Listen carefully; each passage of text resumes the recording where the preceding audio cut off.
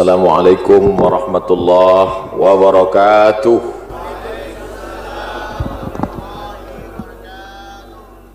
Alhamdulillahi wa kafa, wassalatu wassalamu ala al-habibil mujtaba wa ala alihi wa ashabihi ahli sidqi wal wafa. Subhanaka la ilma lana illa ma 'allamtana innaka antal alimul hakim. Rabbi shrah li sadri wa yassir li amri wa hlul 'uqdatam min lisani yafqahu qawli. Man lam yashkurin nas lam yashkurillah. Sesiapa yang tidak pandai berterima kasih kepada manusia, maka dia tidak bersyukur kepada Allah. Maka saya ucapkan banyak-banyak syukur terima kasih kepada yang berbahagia Tuan Haji Khalid bin Abdul Samad, Menteri Wilayah Persekutuan, datuk-datuk, datin-datin, muslimin muslimat, jamaah fardu isya. InsyaAllah kita semuanya dimuliakan Allah Subhanahu wa ta'ala. Amin ya rabbal alamin. Saya akan sampaikan tajuk ini lebih kurang 60 menit. Selepas itu saya akan menjawab soalan-soalan dalam soal jawab. Manakala Islam sampai ke Andalusia, Andalusia itu sekarang Spain, Europe. Bila saya mengajar di university, saya sampaikan kepada penuntut-penuntut Andalusia, banyak juga yang tak tahu. Tapi bila saya sebut Real Madrid, Barcelona, oh tahulah. Ketika Islam sampai ke Andalusia, maka orang putih ini confused, bingung. Apa Islam ni sebenarnya? Sebab sebelum itu mereka dapat maklumat bahawa Islam ini dibawa oleh seorang perompak, oleh seorang penjahat, oleh seorang nabi palsu, oleh seorang yang suka membunuh orang, menumpahkan darah. Nama dia Muhammad sallallahu alaihi wasallam. Tapi lama-lama mereka berfikir, bagaimana mungkin seorang nabi palsu yang jahat, perompak, suka membunuh, tapi dia sudah membina sebuah peradaban yang besar. Dulu orang Arab jahiliyah itu bila ada anak perempuan lahir dia kubur hidup-hidup. Wa idzal mau'udatu su'ilat. Ketika perempuan-perempuan yang kecil itu mati dikubur hidup-hidup di dalam gurun pasir yang panas. Bi ayyi dzambin qutilat. Untuk apa mereka dibunuh? Lalu kemudian yang mereka katakan nabi palsu ini mengangkat harkat, martabat, darajah perempuan, perempuan yang dulunya dikubur hidup-hidup, tapi dia mengajarkan man ala salasa banatin, siapa yang membesarkan 3 anak perempuan, fa'addabahunna, dia didik dengan baik, wa zawwajahunna, dia nikahkan dengan orang baik-baik, wa ahsana ilaihinna, dia buat baik sampai mati, falahul jannah, dia masuk surga. Mungkinkah ini ajaran seorang nabi palsu? Lama mereka berfikir. Mungkin dia palsu tapi yang tak jahat sikit. Dulu mereka tahu bahwa yang paling mulia adalah Arab Quraisy. Di bawah Arab Quraisy itu adalah Arab yang tidak Quraisy. Di bawah Arab yang tidak Quraisy adalah orang berkulit putih daripada Persian, daripada Rom, tapi kulit dia putih. Yang paling bawah sekali adalah orang Afrika, Habasyah, Abyssinia, Ethiopia sekarang. Eritrea, Ethiopia. Saya dah sampai ke Eritrea, Ethiopia. Warna kulit orang di sana 2 saja, hitam dan hitam sekali. Dulu ada kotak-kotak manusia. Paling tinggi Arab Quraisy, di bawah itu Arab tak Quraisy, di bawah itu orang berkulit putih, di bawah itu yang berkulit hitam. Tiba-tiba saja dia datang mengatakan la fadla bainal arabi wal ajam. Tiada beza antara yang Arab dengan yang bukan Arab. Bainal abyadi wal aswad.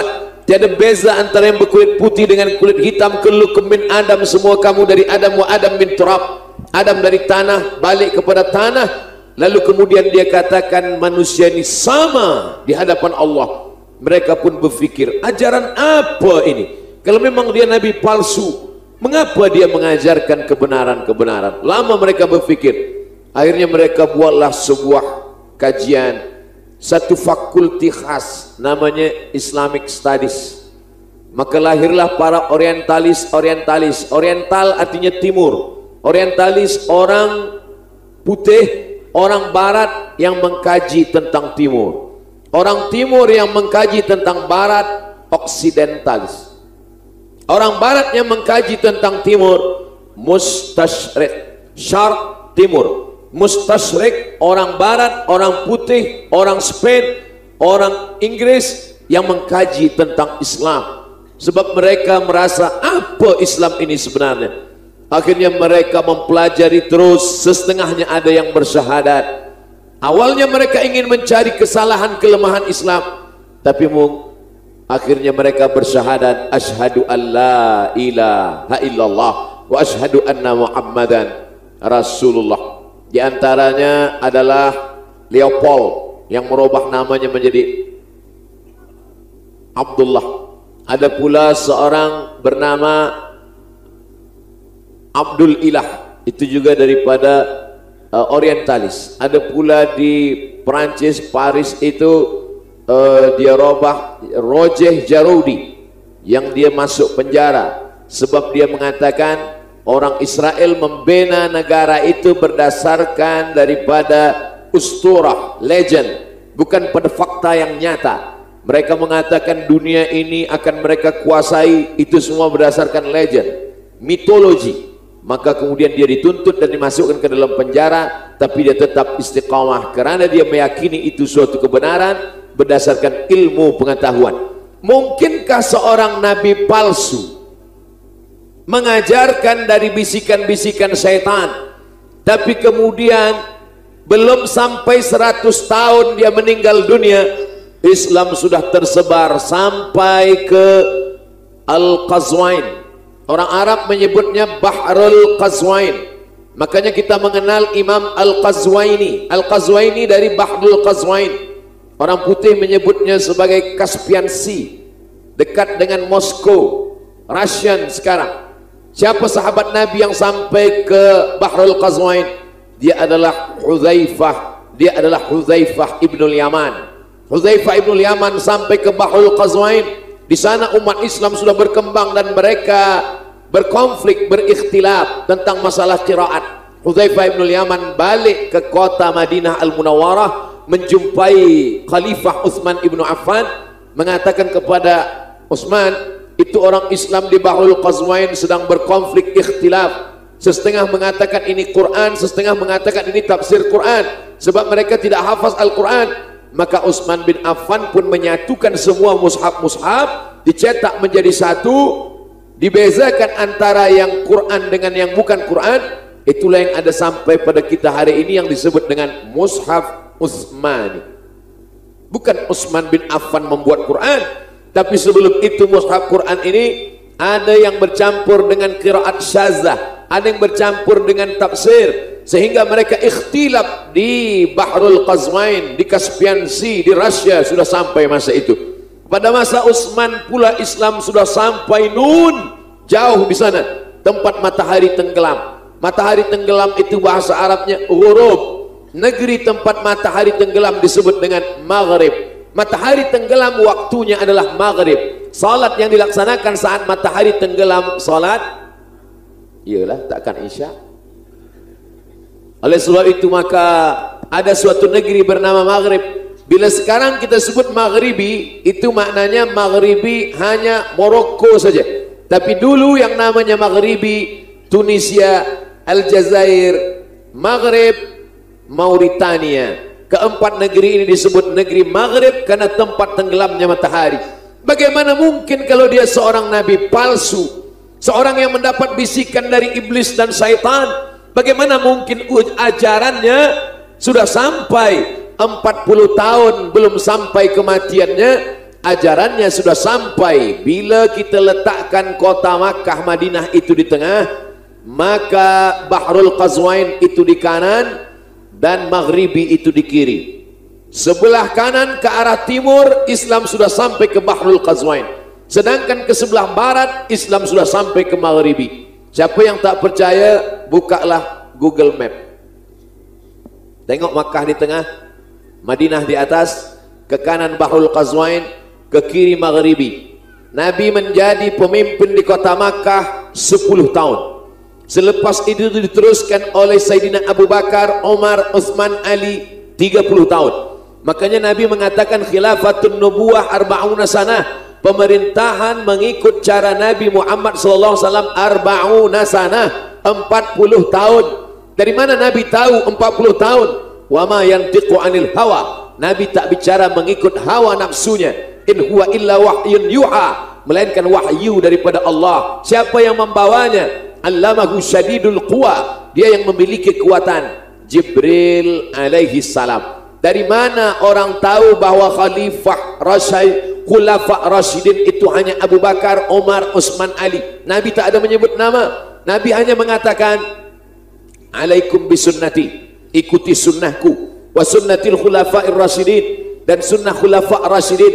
Tapi Nabi tak ada sebut nama. Kenapa khulafa' rasyidin hanya sampai Abu Bakar, Umar, Utsman, Ali sahaja? Kenapa Muawiyah tak masuk khulafa' rasyidin? Itu berdasarkan hadis khilafatun nubuwah arba'una sanah, pemerintahan cara Nabi ada 40 tahun, Nabi 10 tahun, Abu Bakar, Umar, Utsman, Ali 30 tahun. Maka berakhir dia pada masa pemerintahan Sayyidina Ali tepat umur Islam 40 tahun. 40 tahun umur umat Islam, Islam sudah berkembang. Sampailah, apakah Islam sudah sampai ke negeri Melayu pada masa pemerintahan Sayyidina Ali bin Abi Thalib? Orang-orang putih Europe diantaranya adalah dia yang berpura-pura masuk Islam. Pergi dia ke kota Makkah Al-Mukarramah, dia bersahabat baik dengan Imam Masjidil Haram, namanya Syekh Ahmad Khatib Al-Minkabawi. Dia bersahabat baik juga dengan Syekh Nawawi Al-Bantani.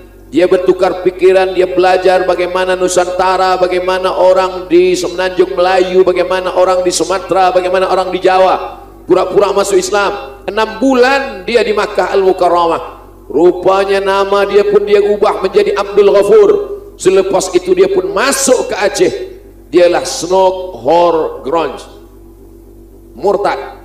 Pada akhir hayatnya dia kembali pada agama yang lama. Maknanya dia masuk Islam hanya ingin merosakkan Islam dari dalam. Sebab Islam ini kalau dirosakkan dari luar, umat Islam dia pantang bila berjumpa dengan musuh. Umat Islam tak pernah mencari musuh, tapi bila nampak musuh dia akan bersatu, dia akan bersama melawan satu musuh. Maka Islam tidak akan dirosak dari luar, dia akan masuk ke dalam Islam, pura-pura menjadi orang yang alim belajar Islam. 6 bulan lamanya di Makkah menguasai Al-Quran dan Sunnah, tapi kemudian dia membangkitkan konflik ikhtilaf antar mazhab-mazhab fiqh, lalu kemudian datang ke negeri Nusantara merusakkan Islam. Dialah yang mengatakan Islam datang pada abad ke-7.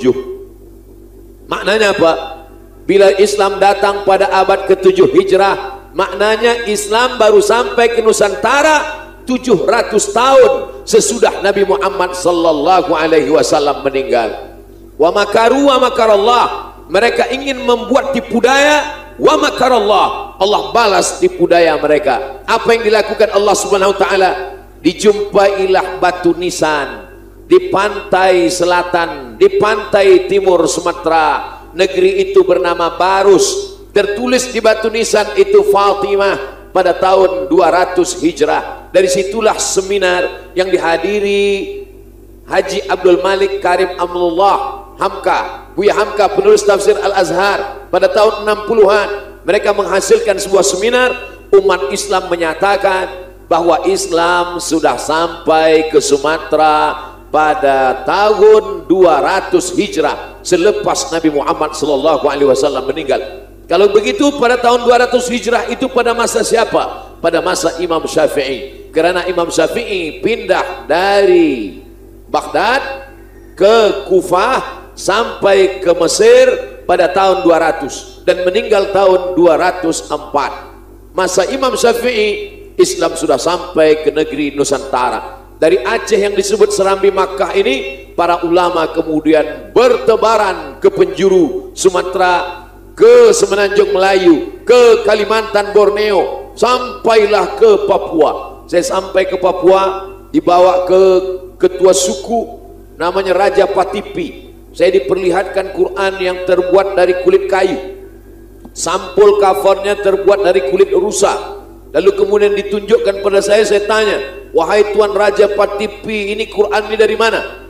Kata Raja Patipi, ini Quran datang dari Samudra Pasai. Samudra Pasai adalah Aceh, tempat pertama orang Arab melabuhkan bahtera perahunya ketika mereka menjijakkan kaki. Tapi baru ada kerajaan Islam pada masa seorang bernama Meraselu. Meraselu tidak Islam. Suatu malam dia bermimpi, datanglah seorang yang bersorban putih, memakai pakaian putih. Tiba saja orang itu meludah ke mulutnya, dan manakala dia terjaga, dia boleh membaca Al-Quran.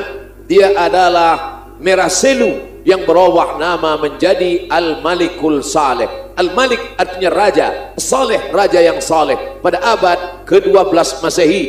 Lalu kemudian orang mengatakan, maka pada abad ke-12 Masehi Miladiah itulah Islam sampai. Tidak, karena tak mungkin orang tiba-tiba saja membina sebuah kerajaan Islam. Islam datang dulu. Islam datang mengislamkan suku-suku, mengislamkan masyarakat. Selepas itu barulah Islam punya kerajaan Islam yang tertua. Oleh sebab itu, apa maknanya? Mereka katakan Islam ini datang lambat, supaya kita berpikir bahwa kita mundur karena Islam datang terlambat. Sebenarnya Islam datang lebih awal daripada yang dikatakan oleh mustasyriqin orientalis, mereka yang belajar tentang Islam. Khalifah yang paling berhasil mensejahterakan umat adalah bernama Umar bin Abdul Aziz. Meninggal 101. Mudah saja nak mengingat dia. 101 dia meninggal. Apa yang terjadi pada Umar bin Abdul Aziz? Umar bin Abdul Aziz menantang, memberikan cabaran. Siapa yang boleh berjalan kaki dari San'a ke Darul Bayda mencari fakir miskin untuk berikan zakat, pergilah cari, kata Umar bin Abdul Aziz. Hari ini bila kita hitung dari San'a ke Darul Bayda, Makkah di tengah, San'a di kanan, Darul Bayda di kiri. Asia Afrika, Darul Bayda Maghribi, San'a Yaman. Selepas Yaman, Saudi Arabia. Selepas Saudi Arabia, Jordan. Selepas Jordan, Suria. Selepas itu, Palestin. Selepas itu, Mesir, Kahira. Selepas Mesir, Libya, Tunisia, Aljazair, Maghribi. 10 negara yang dikuasai oleh Umar bin Abdul Aziz. Tidak ada satu fakir miskin pun. Hanya 2,5 tahun saja menjadi pemimpin umat Islam. Maka mereka pun berpikir, mungkinkah Nabi palsu? Mungkinkah ajaran yang dari bisikan iblis dan syaitan boleh mensejahterakan umat manusia? Dan pada masa seorang khalifah bernama Abu Ja'far Al-Mansur, Abu Ja'far Al-Mansur sangat cinta kepada ilmu pengetahuan. Maka dia kumpulkanlah para translator yang boleh mentranslate, menerjemahkan bahasa-bahasa Greek, Yunan ke dalam bahasa Arab. Dia buatlah sebuah lembaga bernama Darul Hikmah. Dar rumah, hikmah ilmu pengetahuan. Darul Hikmah, rumah ilmu pengetahuan. Maka dari rumah ilmu pengetahuan inilah kitab-kitab dari Greek yang berbahasa Yunan, berbahasa Persia diterjemahkan ke dalam bahasa Arab. Akhirnya umat Islam tidak hanya ahli dalam bidang fiqh, bukan hanya pakar dalam bidang tafsir, tapi juga dalam satu hembusan nafasnya, dalam satu tazkirahnya, dia seorang ahli fiqh, tapi dia juga seorang filsuf yang sampai hari ini ada patung dia di Andalusia. Mereka menyebut dia Averroes, tapi sebenarnya dia adalah Ibn Rus. Ibn Rus mazhab dia Maliki, tempat dia besar di Andalusia. Kitab fiqh dia 4 mazhab, Hanafi, Maliki, Syafi'i, Hambali. Kitab fiqh perbandingan mazhab yang paling tua yang sampai ke kita hari ini adalah Bidayatul Mujtahid wa Nihayatul Muqtasid, ditulis oleh Imam Ibn Rus yang dikenal masyhur dengan Averroes. Kenapa orang Europe, Spain, Andalusia, Spanyol, kenapa mereka membuat patungnya? Mereka tidak mengenal fiqh, mereka tak tahu fikih taharah, halal, haram, makruh, mubah, sunat makan. Mereka tidak mengenal Averroes sebagai faqih, ahli fiqh, tapi mereka mengenal Ibn Rus sebagai seorang filosof yang dari mulutnya fasih. Dia berbicara tentang Demokritos, Thales, Aristoteles. Dia berbicara tentang para pakar-pakar, ahli-ahli dalam bidang falsafah. Itulah Islam. Maka mereka pun berpikir hari ini, mungkinkah ajaran yang agung dan mulia, yang hebat, yang mulia ini dilahirkan oleh seorang nabi palsu yang keluar dari kepala orang yang dapat bisikan dari syaitan? Maka malu-malu mereka masuk Islam. ada yang juga yang tidak masuk Islam karena kepentingan, karena uang, karena politik. Tapi insya Allah kita doakan semua yang mencaci maki Islam, dia akan mendapatkan hidayah. Allahumma hdi qaumana fa innahum la ya'lamun. Bila mereka menulis buku, Masya Allah tabarakallah, Karen Armstrong menulis buku History of God, sejarah Tuhan, bestseller. Dia tulis sejarah dari mulai Tuhan Yahudi, Tuhan Nasrani sampai kepada Islam. Lalu kemudian karena dia tertarik dengan Nabi Muhammad sallallahu alaihi wasallam, dia tulis History of Prophet Muhammad, peace be upon him, sejarah Nabi Muhammad sallallahu alaihi wasallam. Buku dia bestseller. Semua orang suka sebab dia menulis bukan kerana dia Islam, bukan kerana dia umat Muhammad sallallahu alaihi wasallam. Kalaulah yang menulis tentang sejarah Nabi itu adalah Abdul Samad, lalu kemudian dia puji-puji Nabi, orang akan berkata apologi. Tentulah Abdul Samad memuji Nabi sebab dia nak dapat syafaat Nabi. Kenapa Abdul Samad memuji-muji Nabi? Sebab dia nak mencari perhatian Nabi, dia ingin mendapatkan syafaat Nabi, dia ingin masuk surga bersama Nabi. Tapi ini orang yang tidak mengenal Nabi, dia baca tentang Nabi, dia buatkan sejarah tentang Nabi, lalu kemudian dia pun berbangga bercerita tentang Nabi. Apakah dia percaya kepada Nabi? Sampai hari ini mulutnya tidak pernah berkata aku meyakini Muhammad itu utusan Allah, tapi mungkin dalam hatinya. Cuma yang jadi masalah dalam Ahlus Sunnah wal Jamaah, iman baru diakui kalau ada tiga. Yang pertama at-tasdiqu bil qalbi, hati mesti yakin. Tapi yakin di hati saja tak diterima, mesti dilafazkan di mulut. Maka dia mesti bersyahadat asyhadu an la ilaha illallah wa asyhadu anna Muhammadan Rasulullah. Innal kalama la fil fuadi, sesungguhnya kalimah itu letaknya bukan di mulut tapi dalam hati. Ju'ilal lisanu 'alal fuadi dalila, diciptakan Allah lisan, lidah, untuk mengucapkan apa yang ada di dalam hati. Orang yang hanya dalam hatinya, tidak mau dia ucapkan di mulutnya, tidak diterima Islamnya. Orang yang mengucapkan syahadat di mulutnya tapi lain hatinya, lain di bibir, lain di hati, bukan judul lagu. Orang yang lain di mulutnya, lain di hatinya, maka mereka adalah munafik. Orang munafik tidak hanya masuk neraka. Innal munafiqina fid darkil asfali minan nar. Orang munafik letaknya keraknya neraka. Bila ada orang bertanya, Ustaz Somad, orang munafik masuk neraka tak? Tidak, tapi dia di keraknya. Lebih panas lagi daripada neraka. Kalau neraka itu berpintu-pintu dari bawah hingga ke atas, apinya dari bawah, maka orang munafik letaknya paling bawah. Kalau ada orang berkata, aku beriman kepada Allah, percaya kepada Muhammad Rasul utusan Allah, yakin hatinya tapi dia tak mau beramal, salat tidak, puasa tidak, tapi dia yakin Allah itu Tuhan, Muhammad itu Rasul Allah, tapi dia tak mau salat, tak puasa, maka dia fasik. Orang yang mengaku di mulutnya yakin di hatinya tapi tidak beramal, fasik. Orang yakin di hatinya tapi mulutnya tidak mau berkata, kafir. Orang yang berkata di mulutnya tapi hatinya tidak, munafik. Tiga. Maka ini mesti kita bezakan. Adapun orang yang fasik, Allahu la yahdil qaumal fasiqin, Allah tidak memberikan hidayah kepada orang-orang yang fasik. Mudah-mudahan Allah selamatkan kita daripada fasik dan munafik. Kita termasuk orang yang beriman insyaallah.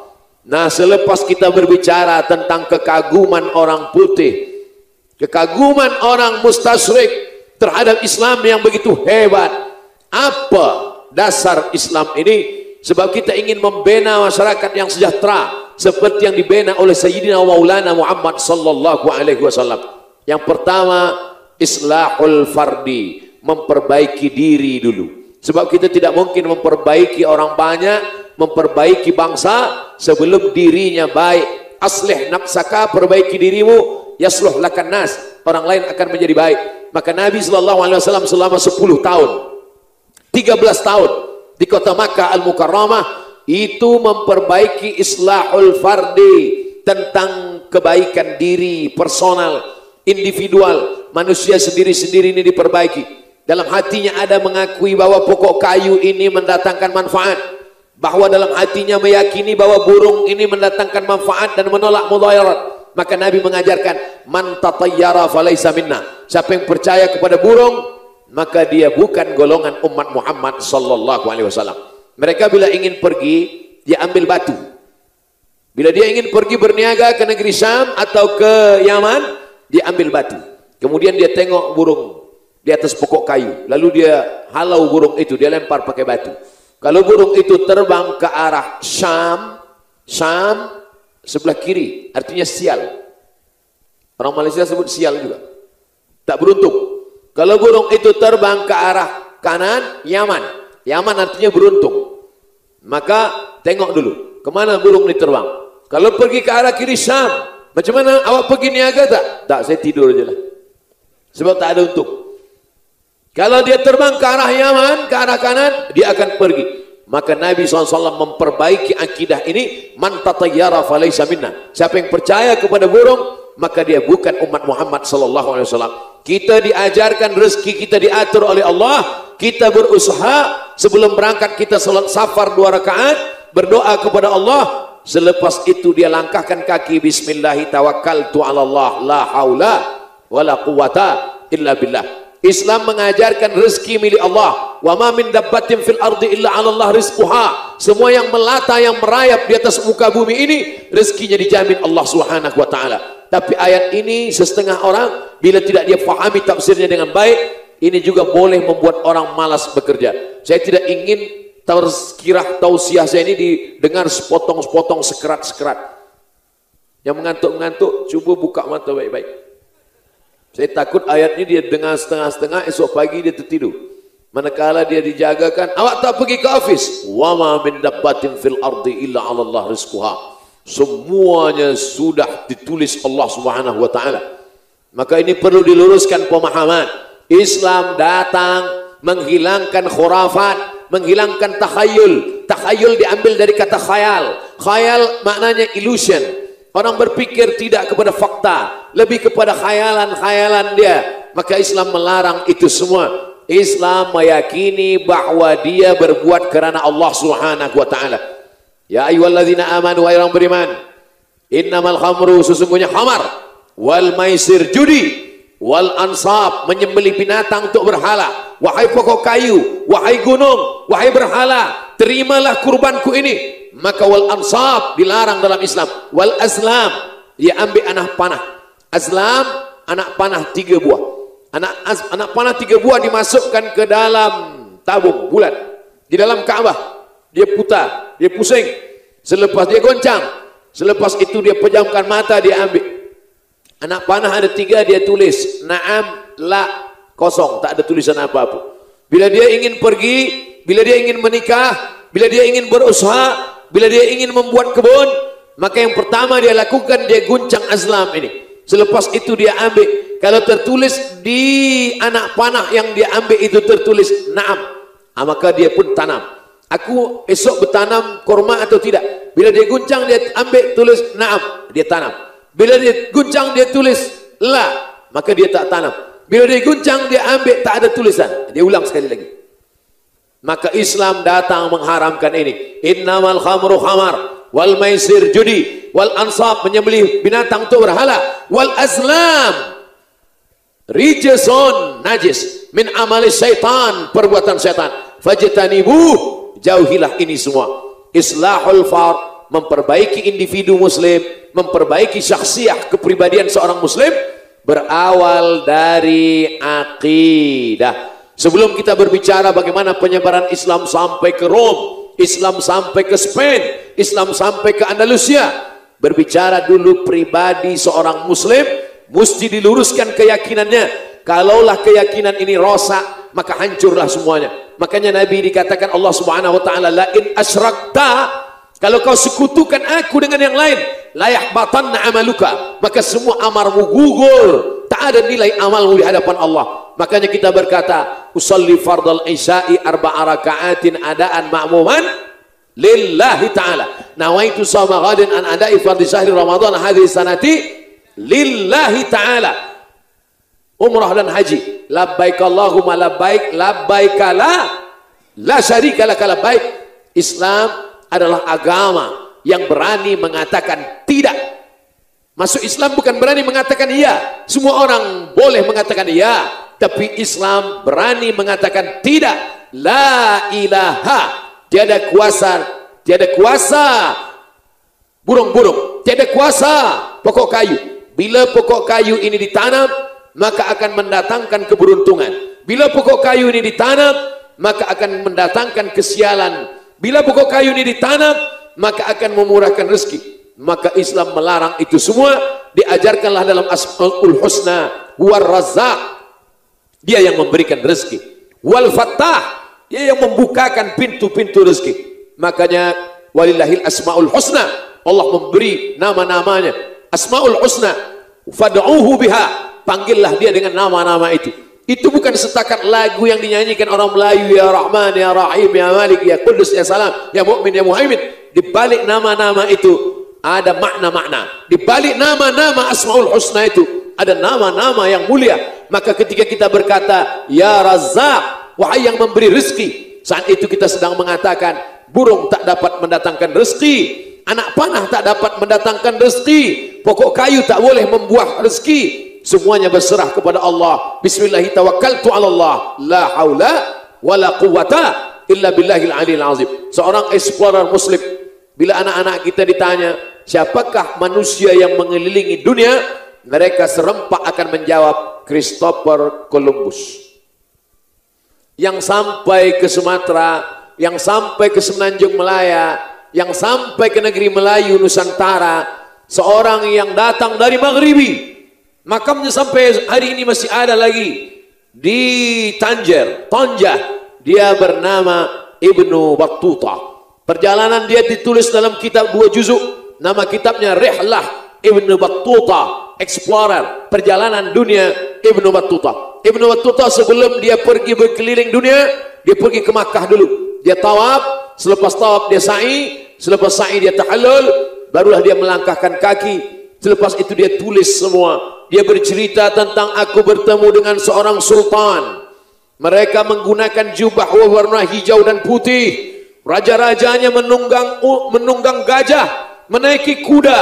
Aku melihat istana mereka yang begitu megah. Negeri itu bernama Sumatera. Dia bercerita tentang negeri-negeri kerajaan-kerajaan Melayu yang ada di Nusantara. Apa maknanya? Bahwa orang Islam sudah berkeliling dunia. Padahal masa itu belum lagi ada alat-alat yang canggih, yang hebat. Dia semuanya berserah kepada Allah. Tawakalnya membuat dia menjadi kuat. Tawakal orang dulu membuat Islam menjadi maju. Tawakal orang sekarang membuat Islam menjadi mundur. Tawakal orang dulu membuat dia berkeliling dunia. Tawakal orang sekarang membuat dia tidur dalam kelambu. Jadi siapa yang salah sebetulnya? Padahal Quran yang dibaca sama. Quran yang dibaca oleh Ibnu Battuta adalah Quran yang dibaca oleh kita sekarang. Hadis yang dibaca oleh Ibnu Battuta adalah hadis-hadis juga yang dibaca oleh kita sekarang. Jadi kalau begitu bukan ajarannya yang salah, tapi cara kita memahami Islam. Maka yang pertama kali yang dilakukan oleh Rasulullah sallallahu alaihi wasallam adalah islahul fardi, memperbaiki diri. Dirinya apa dulu diperbaiki? Yang diperbaiki adalah islahul aqidah. Aqidah artinya 2 tali yang disimpul mati. Ada satu tali, ikat simpul tali, maka kalau sudah disimpul mati, dia tidak akan terbuka sampai akhir. Maka disebut dia dengan ilmu aqidah. Berasal dari hadis Nabi SAW ketika datang Abu Hafs panggilan dia, sebab orang Arab tak boleh memanggil nama, menyebut nama itu tak sopan, tak beradab, tak berakhlak. Maka dipanggil dia, ya Abu Hafs. Siapa dia? Sayyidina Umar ibn al-Khattab. Datanglah seorang yang rambutnya sangat hitam, bajunya sangat putih, tak ada bekas-bekas tanda dia perjalanan jauh. Tapi tak ada orang Madinah yang mengenali dia. Biasanya kalau dia datang dari jauh, tentulah rambut dia berdebu, tentulah pakaian dia lusuh dan kotor. Maknanya dia datang dari jauh. Kalau rambut dia hitam bersih, baju dia bersih, maknanya dia orang tempatan. Pastilah orang kenal dia. Tapi orang ini aneh, rambut dia hitam, baju jubah dia putih, tapi tak ada orang kenal. Siapa dia? Dia bertanya tentang ma huwal iman. Apa iman itu wahai Muhammad sallallahu alaihi wasallam? Nabi menjawab, antu'mina billah wa malaikatihi wa kutubihi wa rusulihi wal yaumil akhir wa biqadri khairihi wa syarrihi.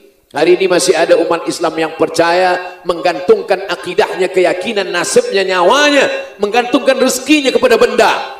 Maka sesungguhnya rosaklah la ilaha illallah.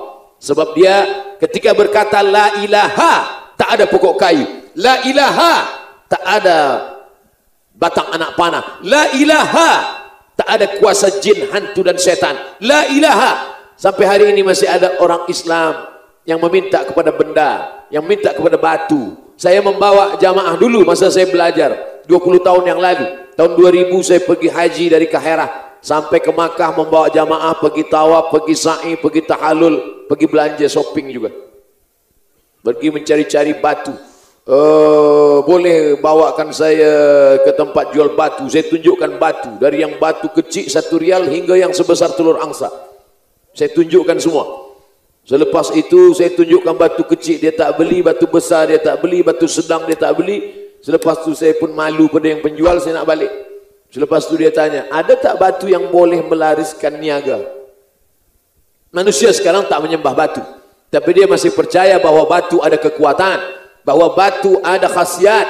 Maka dalam Islam kita diajarkan bagaimana Umar ibn al-Khattab ketika akan mencium Hajar Aswad, apa kata Umar bin Khattab? Ya Hajar, wahai batu, innaka la tanfa' wa la tadur. Engkau tak dapat mendatangkan manfaat, engkau pun tak dapat menolak mudarat. Laula Muhammadun qabbalaka ma qabbaltuka. Kalaulah bukan kerana Muhammad sallallahu alaihi wasallam yang mencium engkau, maka aku pun tak mahu mencium engkau. Ustaz Somad bercerita tentang batu, tapi dia guna batu cincin juga. Saya guna batu suka aja. Tak ada saya katakan bila pakai batu merah maka muka kita akan merah, kita berani bicara di depan menteri-menteri. Tak ada. Tak ada saya cakap macam tu. Saya tak ada keyakinan macam tu. Saya berbicara sebelum saya berangkat, saya bersolat, saya berdoa kepada Allah, ya Allah, yang akan kusampaikan ini adalah firman-firman-Mu, ayat-ayat-Mu. Yang kusampaikan ini adalah sabda Rasul-Mu Muhammad sallallahu alaihi wasallam. Yang akan kujumpai adalah umat-umat-Mu. Mereka adalah pencinta-pencinta-Mu ya Allah ya Rasulullah. Yang kupijak ini adalah bumi-Mu. Aku bernaung di bawah langit-Mu. Maka beri aku kekuatan. Kita tiada kekuatan. Darah kita, jantung kita, buah pinggang kita, paru-paru kita, semuanya dari Allah Subhanahu wa taala. Nafas yang ada ini dari Allah, paru-paru ini datang dari Allah. Maka sebelum berangkat tadi semuanya serahkan kepada Allah Subhanahu wa taala. Oleh sebab itu tidak percaya kepada benda-benda. Inilah yang diajarkan oleh Nabi Muhammad sallallahu alaihi wasallam. Suatu ketika istri Nabi, ibu kita semua. Istri Nabi itu ibu kita. Makanya setelah pas Nabi SAW meninggal, tiada seorang pun yang berani menikahi Aisyah radhiyallahu anha. Sebab apa? Sebab orang yang menikahi istri Nabi sama dengan menikahi ibu kandungnya sendiri. Suatu ketika Aisyah Ummul Mukminin, ibu kita, maka nanti bila ada setengah-setengah kelompok-kelompok yang mencaci maki Aisyah, berarti dia mencaci maki ibu kita. Kita mesti membela dengan darah dan nyawa kita. Manakala Aisyah membuka bantal, dia buka bantal, dia tengok di bawah bantal, di atas bantal ada budak kecil yang ditidurkan oleh ibunya, bundanya. Selepas itu Aisyah menengok di bawah bantal ada Musa pisau untuk mencukur janggut, untuk mencukur misai. Dia tengok ada pisau, lalu Aisyah bertanya, ini pisau ini untuk apa? Untuk apa kau buat pisau ini? Apa kata perempuan itu? Bila pisau ini diletakkan di bawah bantal, maka jin pengganggu budak kecil akan lari ketakutan. Maka kata Aisyah, nahana Rasulullah sallallahu alaihi wasallam, Nabi melarang kami untuk percaya yakin kepada benda, maka meminta berdoa kepada Allah Subhanahu wa taala. A'udzu bikalimatillahi tammati min kulli syaitani wa hammati wa min kulli 'ainin lamma. Bismillahilladzi la yadurru ma'a ismihi syai'un fil ardi wa la fis sama'i wa huwas samiul 'alim. Dulu ternyata pada zaman Nabi pun, pada zaman Aisyah radhiyallahu anha pun, mereka percaya bahwa jin takut dengan pisau kecil. Sekarang kita nak letakkan apa? Nak letakkan pisau besar. Jin-jin sekarang pun tak takut lagi dengan pisau. Dulu katanya jin takut dengan bawang. Sekarang bawang dah habis, dia masak semua dah. Oleh sebab itu maka yang membangkitkan ketakutan ini, di mana letak takut dalam hati? Takut itu datangnya dari mana? Daripada Allah. Allah yang memberikan ketakutan kepada makhluk-makhluknya. Kalau hati dipenuhi rasa takut, maka jin dan setan pun akan takut. Kalau hati sudah penuh dengan rasa takut kepada Allah, maka jin, hantu dan setan pun akan takut kepada manusia itu. Mana buktinya? Buktinya tak lain tak bukan adalah Sayyidina Umar ibn al-Khattab. Apa kata Nabi sallallahu alaihi wasallam? Masalaka Umar fajjan qattu. Kalau Umar lalu di suatu jalan, illa salakas syaitanu fajjan ghaira fajjika. Kalau Umar lalu di suatu jalan, maka setan akan lalu di jalan yang lain. Begitulah setan takut.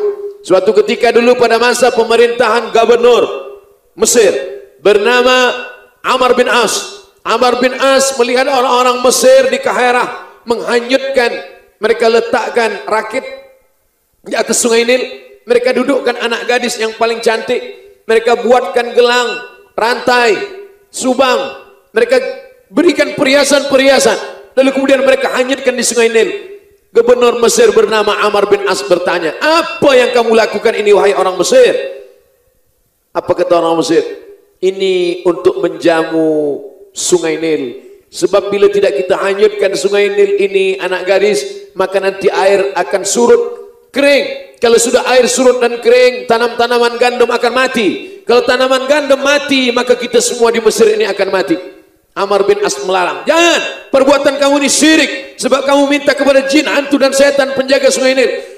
Lalu kemudian orang Mesir berkata, pilihan kita dua wahai gubernur, wahai Amr bin As, kita buat ini, sungai akan naik, atau kita diam, kita akan mati. Pilih mana? Amr bin As pun terdiam. Lalu dia buat surat, dia kirim kepada Khalifah Amirul Mukminin Umar ibn al-Khattab di kota Al-Madinah Al-Munawwarah. Ila Amirul Mukminin, kepada pemimpin orang beriman Umar ibn al-Khattab, ini di Mesir ada tradisi menghanyutkan anak gadis di sungai Nil. Bila ini tidak dibuat, nanti air Nil tidak naik. Kalau air Nil surut kering, maka kami semua di Mesir ini akan mati.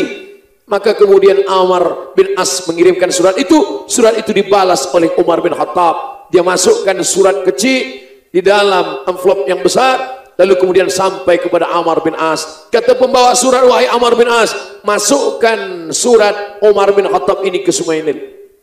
Amr bin As bertanya-tanya dalam hati, apalah agaknya isi surat Umar bin Khattab itu? Lalu kemudian dia buka, dia baca isinya, min Abdillah, dari hamba Allah.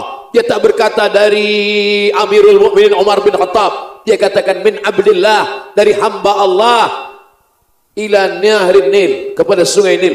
Ya nahran Nil, wahai sungai Nil, in kunta tajri min qibalillah fajri. Kalau engkau mengalir dari Allah, kalau mengalir karena Allah, kalau engkau memang makhluk Allah, fajri, mengalirlah engkau karena Allah. Fa illam tajri, kalau engkau bukan makhluk Allah, maka tak usah kau mengalir sampai hari kiamat. Lalu kemudian Amr bin As memasukkan surat itu ke sungai Nil. Esok pagi dia tengok naik air sungai Nil 16 jengkal naik ke atas. Kisah itu diceritakan oleh Imam Abul Fida Ismail Ibnu Katsir yang menulis tafsir Ibnu Katsir dalam kitabnya bernama Al-Bidayah wan Nihayah. Al-Bidayah awal sejarah, wan Nihayah akhir sejarah. Kalau nak baca buku sejarah, bacalah kitab Al-Bidayah, kerana ini kitab tertua tentang sejarah sampai kepada masa kehidupan Ibnu Katsir abad ke-8 Hijrah. Mazhab dia Syafi'i, baik sekali, semazhab dengan kita, mazhab Syafi'i. Apa maknanya? Bahwa yang betulkan pertama adalah akidah. Bila ada orang yang meminta kepada setan, meminta ke rezeki kepada makhluk, ada orang mengatakan ini masalah akhlak. Ini bukan masalah akhlak, ini adalah masalah yang pertama, akidah. Kenapa Ustaz berpanjang lebar bercerita tentang masalah akidah ini? Karena krisis masalah kita bukan masalah ekonomi, bukan masalah politik, bukan masalah umat. Masalahnya adalah masalah akidah. Orang kalau akidahnya baik, maka masyarakat akan baik, maka negara akan baik, kerajaan akan baik, umat ini pun akan baik. Dari mana datangnya kebaikan? Dari akidah yang benar. Maka insya Allah anak-anak cucu kita ajarkan akidah ahlu sunnah wal jamaah. Bukan akidah ahlul bid'ah, bukan akidah ahlu yang keluar daripada sunnah Rasulullah sallallahu alaihi wasallam. 13 tahun habis untuk akidah. Bila Nabi SAW bahaskan 13 tahun untuk akidah, Abdul Somad hanya membahaskan akidah ini 13 menit saja. Apa yang Ustaz pandang dari tadi ke bawah? Saya pandang jam supaya waktu tak habis. Saya start tadi dari pukul 9.30, insya Allah finish berakhir 10.30. Pertama, akidah. Selepas akidahnya baik, barulah ibadah. Maka Nabi SAW bercerita tentang haji. Bila haji? Haji bukan di Makkah. haji nanti di kota Al-Madinah Al-Munawwarah. Bila haji diwajibkan? Tahun ke-6. Haji diwajibkan ke tahun ke-6, tapi Nabi baru melaksanakan ibadah haji tahun 10. Oh, kalau begitu boleh haji ini kita tunda. Nabi dulu, kita sekarang jangan. Man lahu sa'atun, siapa yang punya rezeki tapi dia tak nak pergi haji, mata mitatan jahiliyah, matinya mati jahiliyah. Mudah-mudahan tuan-tuan yang sudah ada kemampuan berangkat, kita doakan bersama pergi haji insyaallah. Walillahi 'alan nasi hajjul bait, Allah mewajibkan haji. Puasa, apakah mereka dulu di kota Makkah Al-Mukarramah ada puasa? Tak ada puasa. Bila puasa ini diwajibkan? Ya ayyuhalladzina amanu kutiba alaikumus shiyam kama kutiba alal ladzina min qablikum la'allakum tattaqun. Tahun kedua hijrah barulah ada puasa. Bayar zakat, selama di Makkah tak ada mereka bayar zakat. Bila mereka baru bayar zakat? Setelah di kota Al-Madinah Al-Munawwarah. Maka bila ada jamaah kita, jiran kita, sahabat kita, satu office dengan kita, dia tak pernah bayar zakat. Awak kenapa tak bayar zakat? Saya belum hijrah lagi. Dia masih masa Makkah lagi. Maka tak ada alasan. Sebab kita bukan hidup pada zaman Nabi, kita hidup selepas Nabi. Maka kita tetap melaksanakan bayar zakat, kita tetap melaksanakan salat. Tapi salat sudah ada di Makkah, Ustaz Abdul Samad. Betul. Tapi ingat, Isra Mi'raj. Ada yang mengatakan tahun 10, ada yang mengatakan 2 tahun sebelum hijrah. Apa maknanya? Tetap dulu akidah. Kenapa disebut dia tauhid? Satu. Wahid, satu. Wahid, mensatukan. Sebab mereka dulu Tuhannya banyak. Lata, Uzza, Manat, Hubal, Jibti, Tagut, Nahab. Datanglah Islam berkata, Qul huwallahu ahad. Makanya ketika Bilal bin Rawah ditimpa perutnya dengan batu, dibuka bajunya, kulitnya yang tipis ini kena ke pasir Makkah yang amat sangat panas. Apa yang keluar dari mulutnya? Ahad, ahad, ahad, ahad. Esa, tunggal, tak berbilang. Lau kana fihi ma'alihatun illallah, seandainya di dunia ini ada Tuhan selain Allah, la fasadata. Sudah lama alam ini hancur. Karena kata Tuhan ini begini, kata Tuhan ini begini. Sedangkan sesama kita aja berkelahi hancur dunia, apalagi kalau Tuhan berkelahi. Maka Islam mengajarkan Qul huwallahu ahad, Allahus samad. Bukan samad ini. Ini Abdus Samad. Abdu hamba. Samad Allah, Abdus Samad ini hamba Allah. Sebab yang kita ini semua bukan hamba harta, bukan hamba kuasa, bukan hamba dunia. Kita ini adalah hamba Allah Subhanahu wa taala. Nabi Isa berkata, "Inni abdullah." Aku ini hamba Allah. Atani al-kitab. Allah memberi aku Alkitab, Injil. Lalu kemudian kita pun juga mengatakan kita ini hamba Allah. Nabi Muhammad sallallahu alaihi wasallam hamba Allah. Subhanalladzi asra bi'abdihi. Dia memperjalankan hambanya. Yang boleh berjalan Isra Mi'raj, yang boleh salat, hanyalah orang yang sudah menghambakan dirinya kepada Allah. Bukan menghambakan dirinya pada pokok kayu, bukan menghambakan dirinya pada emas, bukan menghambakan dirinya pada cincin batu, tapi menghambakan diri kepada Allah. Maka dialah yang punya kuasa.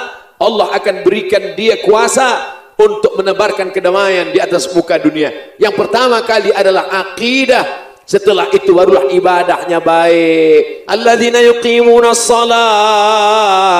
Mereka yang menegakkan salat, mereka yang melaksanakan salat. Tapi baca pangkal ayatnya. Walladzina yu'minuna bil ghaib. Percaya kepada yang ghaib. Malaikat yang mencatat, malaikat yang menulis, malaikat yang mencatat amal kita, ghaib. Yang sudah pernah menengok malaikat, coba angkat tangan. Tak ada yang pernah menengok malaikat. Sedangkan Umar bin Khattab, manakala datang Jibril alaihissalam bertanya kepada Nabi tentang iman, tentang Islam, tentang ihsan, selepas itu Umar pergi. Selepas itu orang yang bertanya tadi pergi. Nabi bertanya kepada sahabat, wahai para sahabat, ya, kamu tahu tak siapa tadi yang datang itu? Tidak. Umar bin Khattab, ya, kamu tahu tadi siapa yang bertanya tadi? Tidak. Sahabat Nabi tak tahu itu malaikat.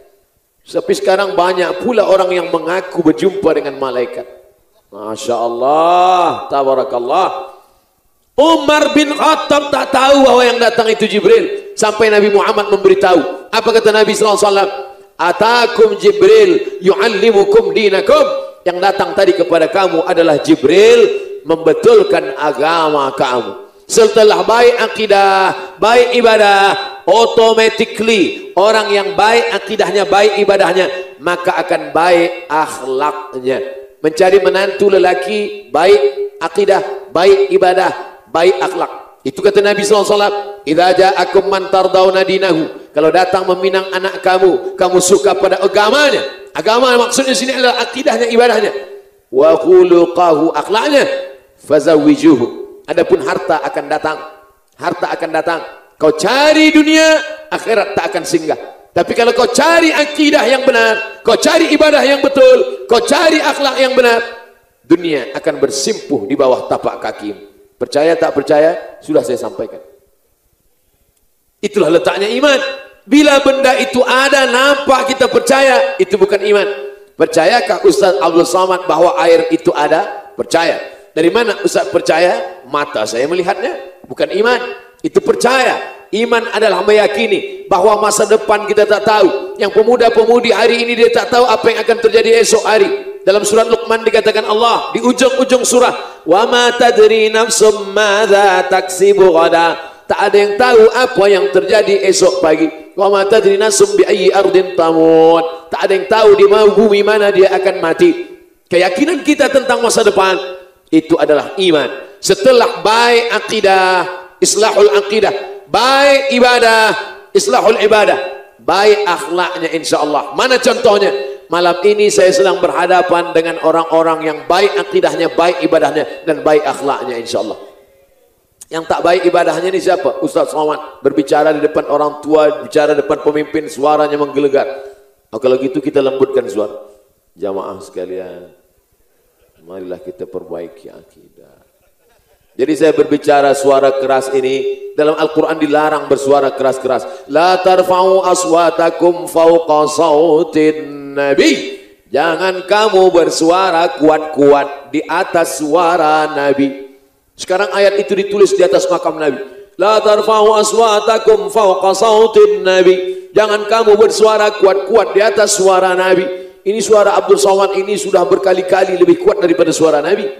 Untuk apa? Bukan ada niat takbur, niat sombong, bukan. Ini semata-mata hanyalah untuk menyampaikan dakwah-dakwah. Banyak ustaz-ustaz lain, badan dia tegap, muka dia tegap. Abdul Somad semua kecil, suara aja besar. Suara ini yang dipakai. Mudah-mudahan suara ini dapat menolong di hadapan Allah Subhanahu wa taala. Maka yang paling utama adalah akhlak.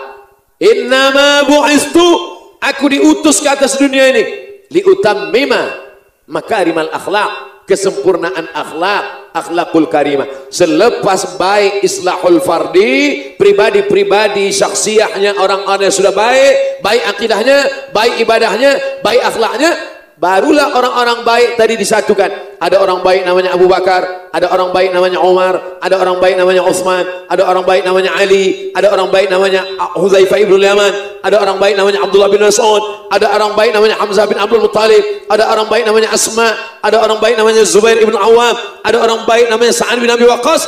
Orang-orang baik ini mesti disatukan dalam sebuah community. Alhamdulillah, malam ini orang-orang baik sedang berkumpul di tempat yang paling baik, dalam ibadah yang paling baik, berzikir dengan Allah, dalam community yang baik. Makanya saya selalu mengajak, mari, banyak orang yang baik kalau sendirian, masa sendirian dia baik, tapi kemudian ketika bersama menyikut ke kiri, menyikut ke kanan, menanduk ke depan, menyipak ke belakang.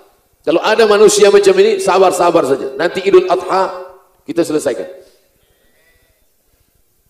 Bila kita sanggup menjadi pemimpin, majulah ke depan. Bila kita tak mampu, ikutlah di belakang.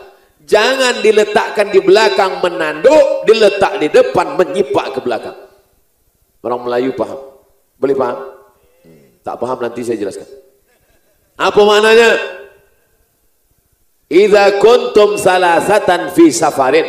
Kalau kamu ada 3 orang melakukan perjalanan musafir, falyu'ammiruhum ahadahum, hendaklah salah satu dari kamu mengangkat menjadi pemimpin. Nabi Muhammad SAW bukan dia diangkat sebagai pemimpin berdasarkan musyawarah, kerana tidak menerima musyawarah. Tapi ini diangkat oleh siapa? Yang melantik dia siapa? Allah Subhanahu wa ta'ala. Tapi manakala Nabi Muhammad SAW meninggal dunia, berkumpullah sahabat datang dari kalangan muhajirin. Apa kata orang muhajirin? Kami mengangkat pengganti Nabi adalah Abu Bakar. Kami mengangkat pengganti Nabi Muhammad sebagai pemimpin Madinah adalah Umar. Datang pula orang Madinah Ansar. Kami mengangkat melantik pengganti Muhammad SAW bukan sebagai Nabi tapi sebagai pemimpin adalah Sa'ad bin Ubadah. Masing-masing mereka punya calon, punya bakal pemimpin. Lalu kemudian mereka berdebat. Inilah parlimen pertama di atas muka bumi, di atas dunia. Sebab dulu ketika meninggal Shahinshah, raja yang ada di Persia, mereka melantik anaknya bernama Buran, seorang perempuan. Tapi manakala Nabi Muhammad SAW, Nabi tak meninggalkan surat, tak ada wasiat. Lalu kemudian sahabat berkumpul di Saqifah Bani Sa'idah. Apa kata Abu Bakar Siddiq? Apa kata Umar bin Khattab? Aku pernah mendengar Nabi Muhammad SAW bersabda, "Nahnu ma'asyir al-a'immah min Quraisy." Pemimpin diangkat dari golongan Quraisy. Dengan hadis ini maka kalahlah Sa'ad. Sebab Sa'ad tak Quraisy. Naiklah Umar. Tapi rupanya Umar juga tawaduk, rendah hati. Aku rasa tak layak. Siapa yang diangkat Nabi menjadi imam salat manakala Nabi sakit? Abu Bakar Siddiq. Maka Abu Bakarlah yang dilantik. Berbaiatlah semua sahabat. Ubayyuka, aku membaiat engkau wahai Abu Bakar Siddiq menjadi khalifah, pemimpin pengganti Rasulullah sallallahu alaihi wasallam. Islahul fardi, perbaiki diri, baik akidah, baik ibadah, baik akhlak. Setelah orang-orang baik ini baik, dikumpulkan orang baik ini dalam sebuah community, diangkat seorang pemimpin.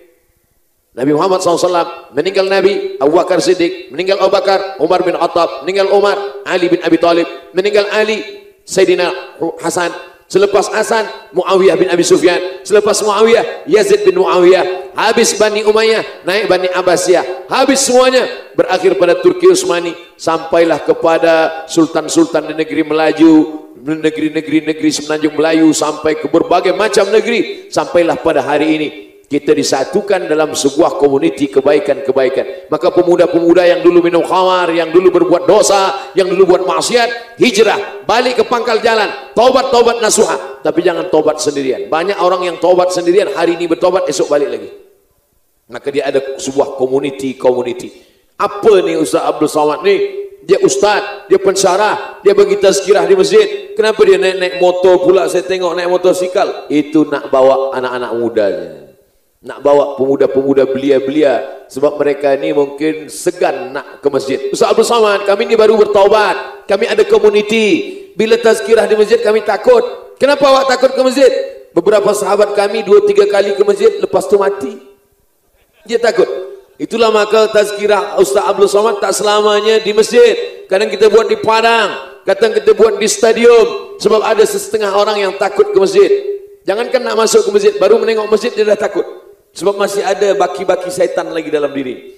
Oleh sebab itu maka semua kita tempuh, ada komuniti.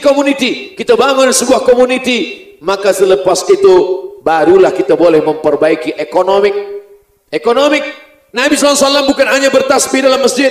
Nabi datang ke pasar. Maka dia bina suk Islami, pasar Islamic market.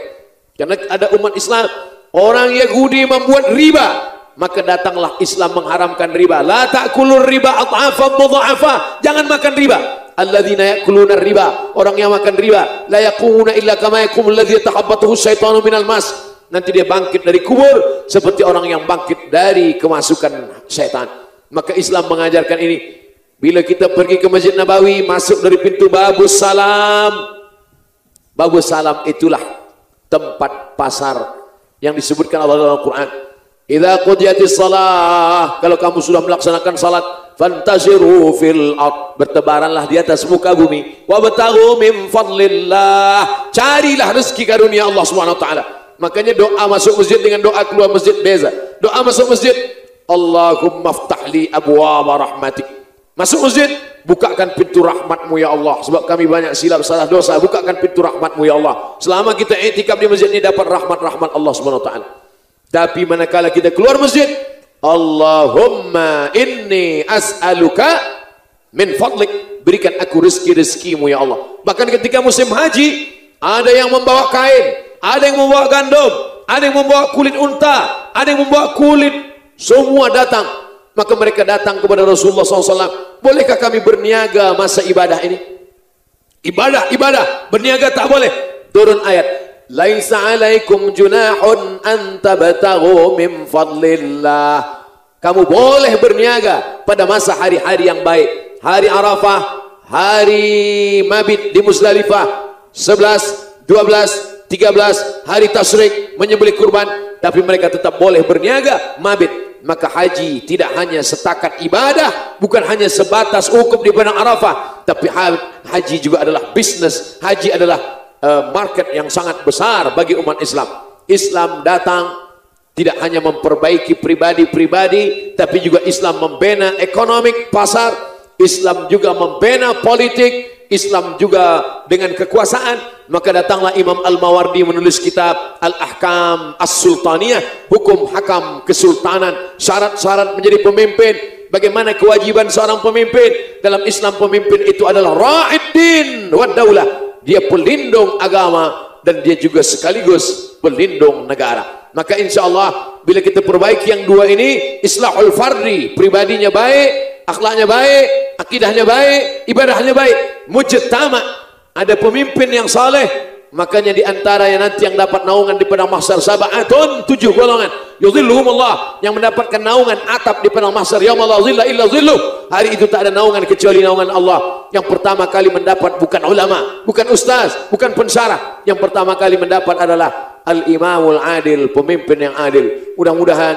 negeri kita, Indonesia, Malaysia, semuanya mendapatkan pemimpin-pemimpin yang adil di hadapan Allah Subhanahu wa taala.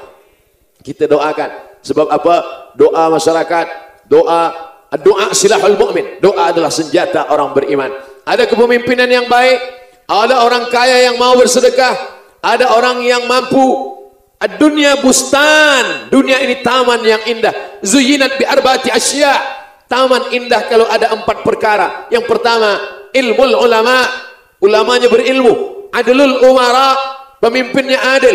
Sakhaul aghniya, orang kayanya mau bersedekah, berinfak, berwakaf. Da'watul fuqara, orang fakir miskinnya mau berdoa. Kalau ada 4 ini, maka insya Allah dunia ini akan menjadi indah dan kita akan hidup sejahtera. Fid dunya hasanah wa fil akhirati hasanah wa qina adzabannar. Itulah yang boleh dijelaskan oleh Al-Faqir Abdul Samad dalam waktu 60 menit ini. Berikut ini saya akan jawab soalan-soalan yang boleh saya jawab. Yang tak boleh saya jawab akan saya bawa balik dan saya akan jawab, nanti akan diupload di channel Ustaz Abdul Samad Official. Subscribe, like and share.